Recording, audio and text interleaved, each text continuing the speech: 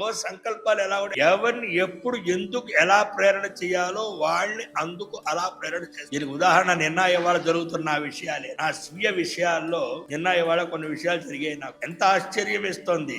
ఎవరెవరు ఎక్కడెక్కడ వాళ్ళు వచ్చి ఇంత పూర్వం నన్ను కొంచెం వాళ్ళు నా మీద ద్వేషం పెట్టుకున్న వాళ్ళు ఎవరు ప్రేరణ చేశారు, ఎందుకు మాట్లాడుతున్నారు, మిత్రభావంతో మాట్లాడుతున్నారు, ఎందుకు మీ పని చేసి పెడతా ఉంటున్నారు. నాకు ఆశ్చర్యం వేసింది నిన్న ఇవాళ. స్వయంగా ఇప్పుడు నేను అనుభవిస్తున్నాను ఆనందాన్ని. కాబట్టి భగవత్ ప్రేరణ ఎంత శత్రువునైనా మిత్రుడు చేస్తుంది, ఎంత మిత్రునైనా శత్రువు చేసుకోవద్దు. ప్రేరణ లేకపోతే అనుభవించడం తెలుసుకోండి. భగవంతుని నమ్ముకోండి, అమ్ముకోవద్దు. డంబాచారంగా బాహ్యంగా భగవద్ ఉపాసన చేయకండి, అంతర్గతంగా చేయండి. అంతర్గతంగా భగవద్ ఉపాసన చేయాలి, భక్తితో ఉపాసన చేయాలి, శ్రద్ధతో భగవంతుని ఆరాధన చేయాలి, విశ్వాసంతో భగవంతుని ఆరాధన చేయాలి. ఒక రోజు రాదు, అలా చేస్తూ చేస్తూ చేస్తూ ఉంటే మన సద్గురు అనుగ్రహం చేతి ఎప్పుడైనా మనకు ఆ భావన రావచ్చు. అప్పుడు జరిగేటువంటి అనేక విషయాలు మనకి ఎంతో ఆశ్చర్యాన్ని, గగ్గురుపాడుతనాన్ని, ఇది నేనైనా చేశాను, ఈ ఆలోచన నాదేనా, అది నేను ఎందుకు వచ్చాడు, ఎందుకు అసలు ఎప్పుడు నాతో మాట్లాడలేదు కదా, ఇటువంటి ఆశ్చర్యకర విషయాలు జీవితంలో అనేక మందికి పెద్దలకి సంప్రాప్తమయ్యాయి.